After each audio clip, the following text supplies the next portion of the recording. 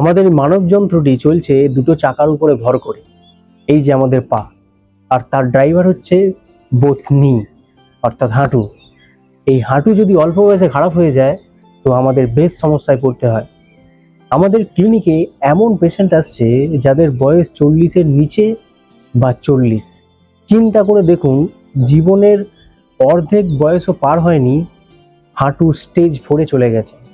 তো যে সকল অর্থোপেডিক ডক্টর দেখছে তারা বলছে যে নি রিপ্লেসমেন্ট করতে হবে। এই বয়সে যদি নি রিপ্লেসমেন্ট করে তাহলে বাকি জীবনটা কিভাবে কাটাবে? কারণ সে তো অলরেডি তার দুটো পিলারকেই খারাপ করে ফেলেছে।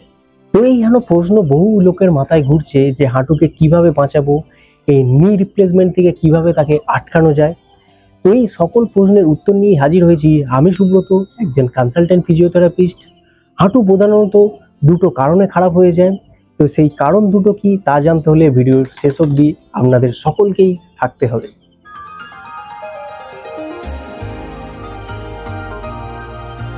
আমাদের এই হাঁটু আমাদের দেহের সমস্ত ওজন বহন করে, এটা প্রত্যেকের নিশ্চয়ই জানা। ওয়েট বিয়ারিং জয়েন্ট এবং শরীরের সবচেয়ে বড় জয়েন্ট, লার্জেস্ট জয়েন্ট। তো এর দায়িত্ব অনেক, কিন্তু এটা অল্প বয়সে খারাপ হয়ে যাচ্ছে। তো আমরা সাধারণত জানি হাঁটু দুটি কারণে খারাপ হয়। এক অস্টিওআর্থ্রাইটিস অর্থাৎ হাড়ের ক্ষয় থেকে, আর একটা হচ্ছে রিউমাটয়েড আর্থ্রাইটিস অর্থাৎ বাত হলে। তো বাত কিন্তু খুব সীমিত মানুষের মধ্যেই হয় আমাদের অটো ইমিউন ডিসঅর্ডারের কারণে, এবং কিছু কিছু মানুষের ইউরিক অ্যাসিডের জন্য কিন্তু হাঁটুর সমস্যা হয়ে থাকে। কিন্তু প্রধানত এই দুটোই কারণ। বেশিরভাগ ক্ষেত্রে দেখা যাচ্ছে অল্প বয়সেই হাড় ক্ষয় হচ্ছে। তো এটা কেন হচ্ছে? এক নম্বর কারণ, অখাদ্য খাবার খাওয়ার ফলে, অর্থাৎ শরীরে সঠিক পুষ্টি না যাওয়ার ফলে হাঁটুর মধ্যে যে প্রয়োজনীয় ক্যালসিয়াম, D3 এবং হরমোনাল ইমব্যালেন্স যে তৈরি হচ্ছে, তার ফলেই কিন্তু খুব তাড়াতাড়ি আমাদের হাঁটুর মধ্যে সমস্যা দেখা দিচ্ছে, যেহেতু এটা ওয়েট বিয়ারিং জয়েন্ট এবং অতিরিক্ত ওজন বেড়ে যাওয়া।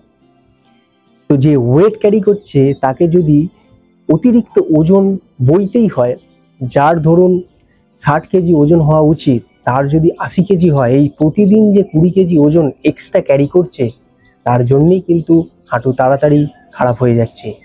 এবং মুভমেন্ট কম হওয়া, শরীরের সঠিক মুভমেন্ট নেই, মাসেল ইমব্যালেন্স হয়ে আছে, মাসেলের মধ্যে খুব তাড়াতাড়ি অ্যাট্রফি দেখা দিচ্ছে। কর্ডিসেপস মাসেলের মধ্যে, যেটা খুবই গুরুত্বপূর্ণ মাসল আমাদের হাঁটু, অনেকেই চেক করে দেখতে পারেন যে তার মাসেল কতটা টাইট আছে। সেটা যখনই দুর্বল হয়ে পড়বে, পুরো প্রেসারটা জয়েন্টের মধ্যে গিয়ে পড়বে। এবং জয়েন্টের কিছু স্পেসিফিক জিনিসপত্র আছে যেগুলো আমাদের হাঁটুকে প্রোটেক্ট করে, যেমন কার্টিলেজ আছে, সাইনোভিয়াল ফ্লুইড আছে, যেটা খুব সহজেই জয়েন্টের মধ্যে মোশনকে কন্ট্রোল করে। সেই পার্টগুলো খুব তাড়াতাড়ি ড্যামেজ হয়ে পড়ে, কারণ হাঁটুর মধ্যে ওভার ওয়েট পড়ছে, আর যখনই পড়বে তখনই কিন্তু এই কার্টিলেজ ক্ষয় হতে শুরু করবে। অনেকেই এক্সরে দেখে বা ডাক্তার দেখে এসে বলে আমার হাঁটু গ্যাপ বেড়ে গেছে। অ্যাকচুয়াল গ্যাপ বেড়ে যায়নি, গ্যাপ কম হয়ে গেছে। কারণ জয়েন্টের মধ্যে একটা গ্যাপ থাকে, জয়েন্ট কখনো একদম স্ট্রেট একটা কংক্রিট জিনিস হয় না, জয়েন্টের মধ্যে গ্যাপ থাকে, যার ফলে ইজিলি মুভমেন্ট হয়। তো সেই গ্যাপটা ধরুন এতটা থাকে, সেটা কম হয়ে যায়। সেই গ্যাপ যখনই কম হয়ে যাবে তখনই হাড় খুব কাছাকাছি এসে যাবে, হাড়ের মধ্যে ফ্রিকশন হবে, আর এই ফ্রিকশন থেকেই আমাদের ব্যথা বেদনা শুরু হবে। তো এখন আমরা কিভাবে ম্যানেজ করব? বেসিক কিছু এক্সারসাইজ দেখাবো যা আপনারা বাড়িতেই প্র্যাকটিস করতে পারেন খুব সহজে, এবং একটা অ্যাডভান্স টেকনিক দেখিয়ে দেবো যাতে এই মাসেলটাকে আপনারা প্রোটেক্ট করতে পারেন।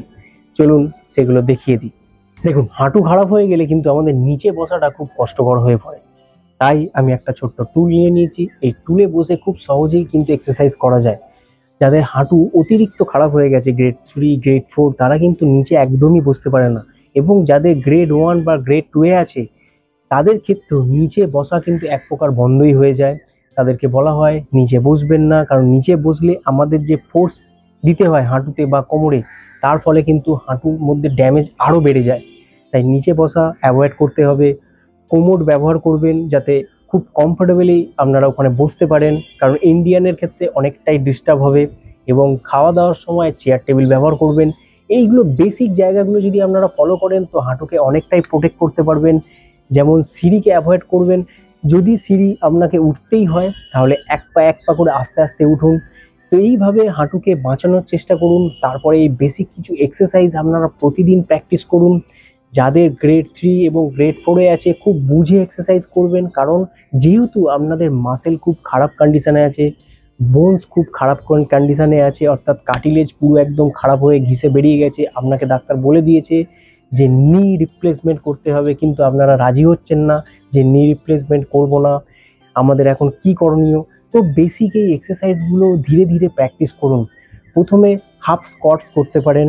এই চেয়ারে বসে আপনারা উঠলেন, আবার হাঁটুতে হাত দিয়েই আস্তে আস্তে বসলেন। বেশি করবেন না, যদি ব্যথা হয় 2 থেকে 3টেই করবেন, কিন্তু তার বেশি করবেন না। যাদের ব্যথা কম হবে তারা করতে পারেন 5 থেকে 10টা। হাঁটুতে হাত দিয়ে উঠবেন, আবার আস্তে আস্তে বসবেন, ঠিক আছে।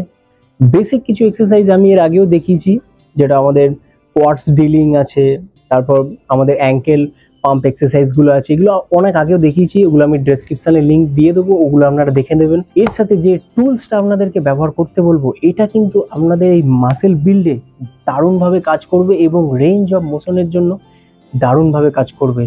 চলুন সেটা আমরা দেখি।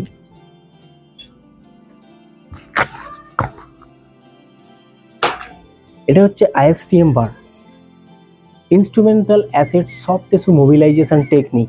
এটা আপনারা গুগলে গিয়ে সার্চ করে দেখতে পারেন কিভাবে আমাদের মাসেল, অর্থাৎ উপরে যে স্কিন আছে ফ্যাসা, যেটার কারণে আমাদের রেঞ্জ অফ মোশন কিন্তু কাজ করে। এই যে স্কিন, এই স্কিনটা যদি আমি এরকম করে হোল্ড করি তাহলে কিন্তু রেঞ্জ কম হয়ে যাচ্ছে। তো কোথাও না কোথাও আমাদের মুভমেন্ট কম হওয়ার কারণে এই যে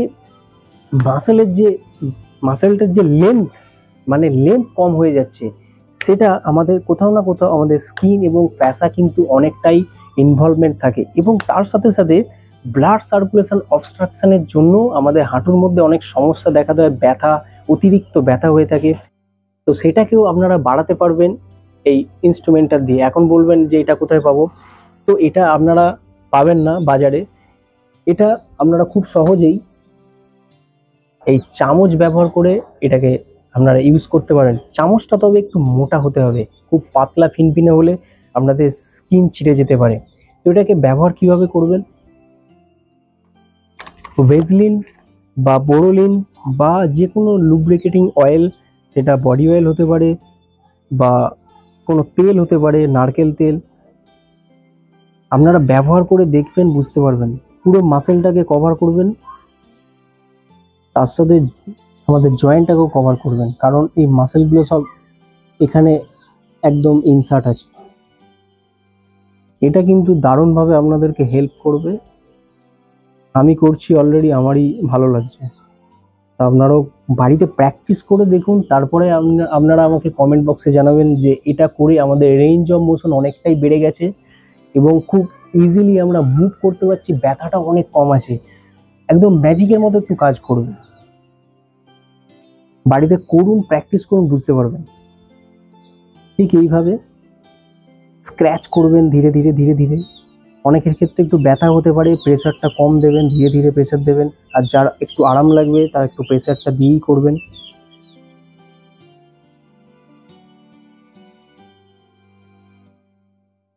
আর এটা করার পরে কিন্তু মাসেলের মধ্যে দেখবেন, অর্থাৎ আমাদের স্কিনের উপরে একটু রেডনেস আসবে। যাদের খুব ফর্সা গা, দেখবেন রেডনেস এসে গেছে, তার মানে ব্লাড সার্কুলেশন বেড়ে গেছে আমাদের ফ্যাসার মধ্যে।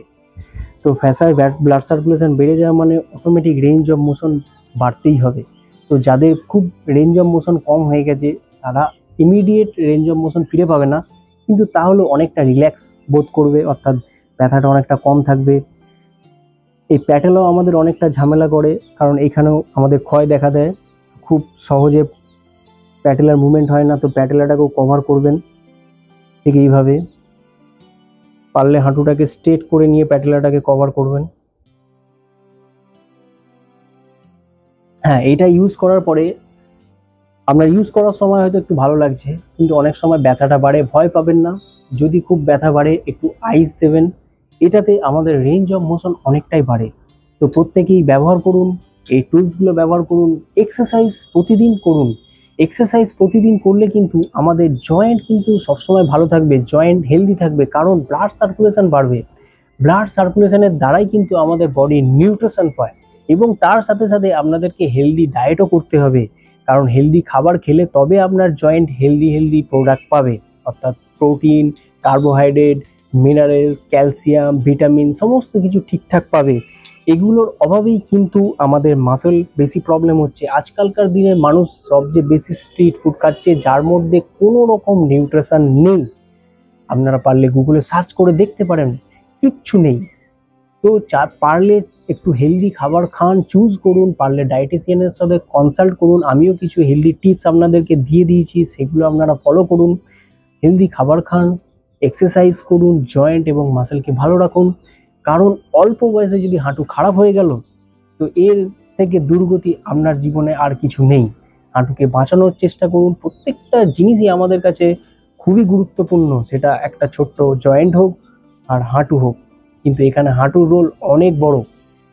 তো যদি আমার এই প্রচেষ্টা ভালো লেগে থাকে তো অবশ্যই সবার মাঝে শেয়ার করুন, চ্যানেলটিকে সাবস্ক্রাইব করে চ্যানেলটিকে আরও এগিয়ে নিয়ে যেতে সাহায্য করুন। কারণ আমি আরও হেলদি টিপস আপনাদের সামনে নিয়ে আসবো, যার ফলে আপনারা বাড়িতে বসেই কিন্তু নিজেদের শরীরকে ম্যানেজ রাখতে পারবেন, ঠিক রাখতে পারবেন। তো আজকের মতো এখানেই শেষ করলাম। প্রত্যেকেই শরীরের খেয়াল রাখুন, যত্ন করুন, সুস্থ থাকুন, ভালো থাকুন। ধন্যবাদ।